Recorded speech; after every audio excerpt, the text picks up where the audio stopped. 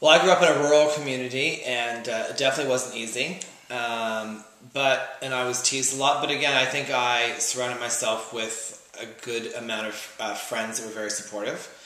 And then in high school, I was in a bit of a bigger town, but still, we were, sort of considered the freaks. We wore a lot of black, and this was 25 years ago, so that was the 80s.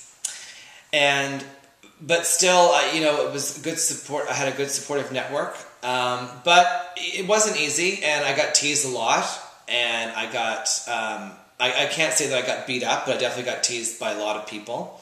Got called a lot of names. I got called all the regular names that we've all been called in the past. Now looking back on it 25 years ago, realizing that those times is fundamental, and as much as you need, as much as it is that you have, those years are important. They're not as important as you think they are now. After 25 years, it's not at all. It's nothing, truly. Where we are in our lives right now is far more significant than where we were 20 and 25 years ago. Mm-hmm. And we were young, when we were young gay teens growing up in Nova Scotia, Canada, we were not being raised in the most tolerant of societies. Raised in a military family, you're expected to grow up and be masculine and macho, and I was everything but masculine and macho. No matter what community we lived in or what school I went to, I was always the smallest, gayest, most obnoxious kid in every school that I went to. I would have to develop a strategy just to be able to survive in school. I've been in hospitals, I've been taken to the doctors, I've been beat up so severely because I was always true to who I was. I had a little bit of a flair for the dramatic. I annoyed people around me, and I challenged people because even at a young age, I was extremely different. I remember being in grade 4 and having to befriend the biggest, dumbest kid in school and share my recess with him so that I had this big, dumb guy to hang out with at recess in grade 4. And as long as I kept giving George was a sweetheart, my recess, he would hang out with me during recess, and then other kids wouldn't beat me up or tease me because I was with the big, dumb kid in school. I also remember in grade 7, my very first day going into my homeroom, the toughest badass in all of grade 7 was in my homeroom. His name was Stephen Millen. Hi, Stephen.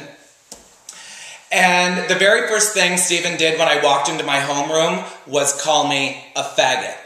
And I was so used to this language, no matter where I was, no matter what school I went to. Kids called me fag, fairy, fruit. I was hung from trees by my underwear. I had my figure skates stolen routinely and teased tremendously because I was in figure skating. I was in art lessons. I was in music lessons. But those were things that I always held true. Those were things that I was really interested in. And no matter how many times kids teased me for the things that I was interested in, I continued to pursue them because I knew at one time in my life they will take me to a place that is far better than any of those losers are ever going to go. So Stephen Millen, I walk into my grade 7 homeroom. The first thing he does is calls me a faggot. Within a month or two, we're assigned a science project. The first thing I did was go to Stephen Millen, the biggest badass in grade 7, and ask him to be my science partner.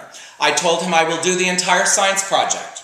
All he has to do is be my partner, and he will get a good grade.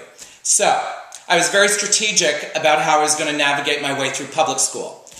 At the end of the day, almost every day through junior high, I would hang out in my teacher's classes and offer to clean the chalkboard, rearrange the classrooms, do artwork, anything that I could to physically stay in school while all the other kids were leaving the school. This was, I think, a way for me to self-protect. I knew that being small, gay, and unlike any of the other kids in my school, I needed to be really smart about how I got home at the end of the day. I would navigate a route that avoided any of the bullies' addresses. I'd take the long way.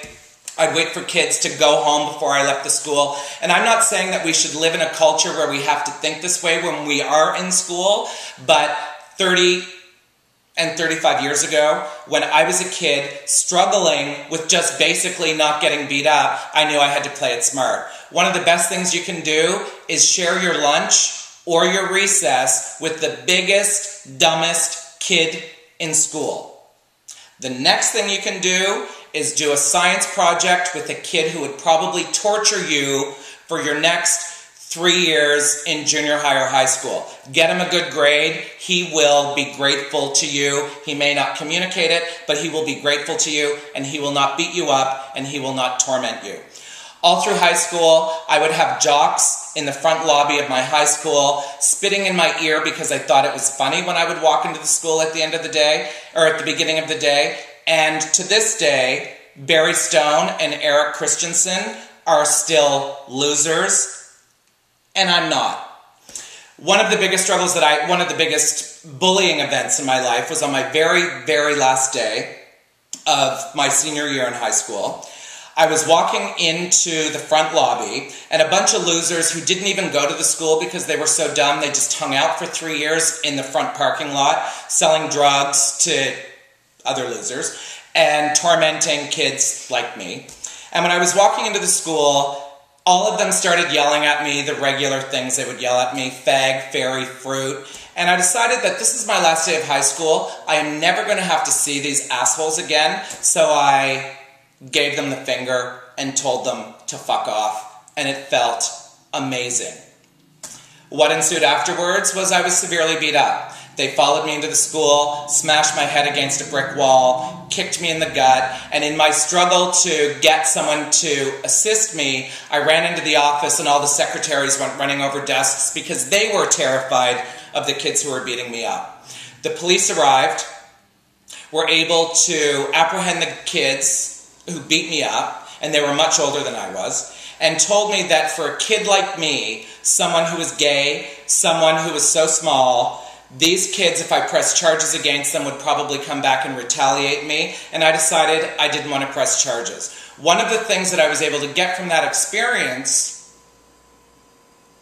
was I still had a little bit of dignity, because the worst thing that happened to me was I got beat up, and they will always be losers.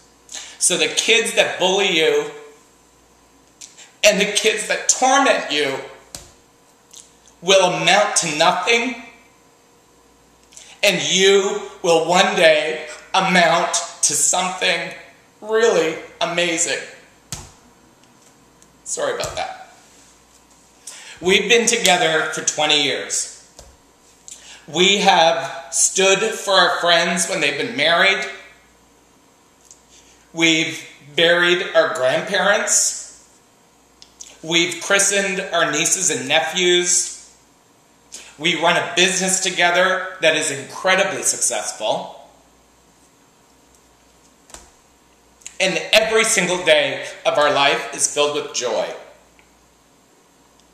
And all I want for you to do is think and realize that you are far more special and have much more amazing opportunities in this life to be a shining star than the kids that are tormenting and torturing you. I realize I'm incredibly special. This man is incredibly special. And we have spent 20 years of our lives together. We'll spend the next 20 years of our lives together. We are godfathers together. We are respected in our community. We are embraced by people around us. We are celebrated by our friends and family. We are examples of good role models in our community. We have everything in our lives that anyone could want to have. And if we thought 20, 25 years ago, when we were facing the same things you guys are facing right now, that joy was not possible, we wouldn't be here. But this is amazing. This is an amazing man whom I love, and I'm so grateful to have in my life.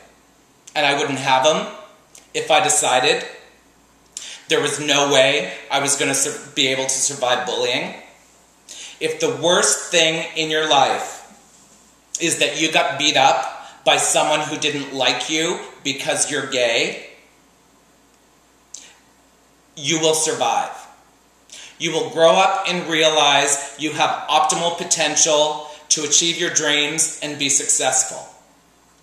You give in to hate, and you give in to intolerance, and you give in to small-minded people who want nothing but to see you fail anyway.